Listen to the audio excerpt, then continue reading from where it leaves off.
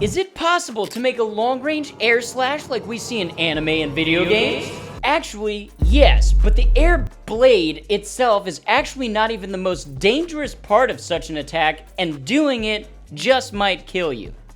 We know that pressurized water can be used to cut through steel, and that wind from hurricanes and tornadoes can cause massive damage. So what would it take to create an air blade that can actually cut something, like a person? We're gonna answer 3 questions to get a thorough understanding of what it would take to make a long-range slash with a sword, and what the aftermath of that attack would be. Question number 1, what amount of force does it take to actually cut something, like human skin? Question number 2, how fast does a sword need to be swung in order for that amount of force to be created? And question number 3, how much damage would it do if we actually managed to create an air blade? Let's get started. First up, how much force is required to cut skin? To truly understand this, we have to look at the type of cutting that we're actually doing here. This isn't the same as running a blade across your finger. This is cutting with direct force, which is very different. Let me show you. If I take this knife and run it along this pepper, it's easy to cut. But if I take the same knife and try to cut the pepper with just a downward motion, it takes a significant increase in pressure to achieve the same cut. The science here is a bit boring, but you can see what I'm talking about. This is what we're asking air to do, except air sucks at staying sharp compared to a knife. Ah! If you've ever blown an air compressor in your face like I did when I was a kid, you might think that this wouldn't be too hard. But human skin is actually pretty durable, and air is not very dense, which makes cutting skin with it even harder than with a blade or even pressurized water. We'll need about 1.5 million pascals of pressure to cut human skin with air. For reference, that's like taking a sword blade and putting it on your arm with a Toyota Corolla on top of it. Now, how fast does a sword need to be swung to create that level of pressurized air that can travel a distance and hit a target? Let's figure this out. We'll assume that the target is 5 feet away, and we're gonna break this down into phases. To start, how fast do we need to swing a sword to create an air gust that can knock someone down? Knocking someone off their feet requires a gust of wind going roughly 80 miles an hour, which doesn't seem like much, but there's a problem. When we swing a sword, we only transfer a small portion of that energy into the surrounding air. If we assume this sword swing is perfectly straight so that we're transferring energy as efficiently as possible, we might be able to get up to 10% of the energy of that swing transferred into a gust of air. So, to knock someone down, we'd need to swing 10 times the required gust speed, or 800 miles an hour. For reference, a traditional swordsman putting maximum effort into a swing can get their sword up to around 80 miles an hour. We have to swing our sword faster than Mach 1. We're breaking the sound barrier just to create enough pressure to knock someone down. So what is it gonna take to cut somebody?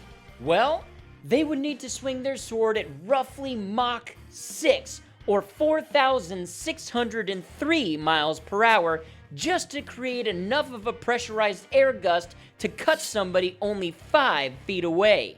For reference, that means you would be swinging your sword faster than a bullet comes out of a barrel. So now we have to ask, what happens to the target that gets hit by this air blade? Once it hits the target, the air blade would be able to cleanly cut through skin and fat, and even start to cut through some muscle tissue.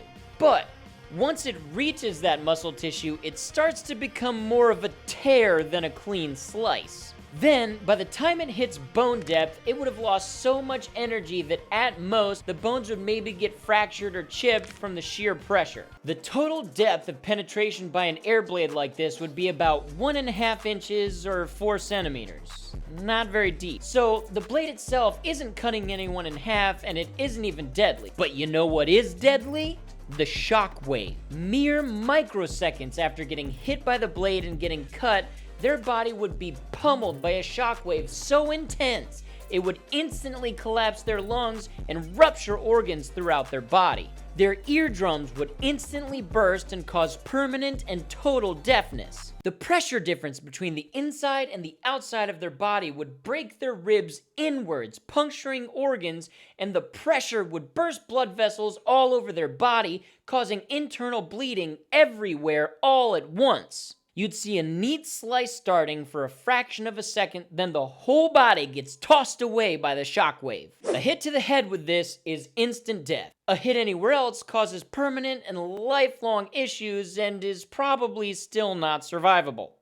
But it gets crazier! Newton's third law of motion states every action has an equal and opposite reaction. So what happens to the person who generates this powerful swing? Well, if they're a normal human, generating a swing this powerful would first fry their entire nervous system from the electrical signals required to pull this off. This level of neurotrauma would instantly knock them unconscious, which is a good thing because nobody wants to be awake to experience the pain of what happens next. The force from this acceleration would literally pull every muscle in your body clean off the bone. Complete muscular detachment everywhere, which also means that your tendons are snapped like a guitar string that you pulled too tight. Your bones would completely shatter from the recoil, leaving your upper body completely limp like a cooked noodle. Then, since you're rotating your body at Mach 6 and now all your bones and muscles are shattered, you have no way to slow down your rotational force, which means your body twists like a pretzel, collapsing your chest cavity and crushing all of your internal organs. Swinging your arms through the air at Mach 6 would create so much friction that it would flay the flesh from your bones from your fingers to your arms. So yeah, swinging a sword fast enough to create an air slash blade like we see in anime and video games is totally possible, but it would kill you.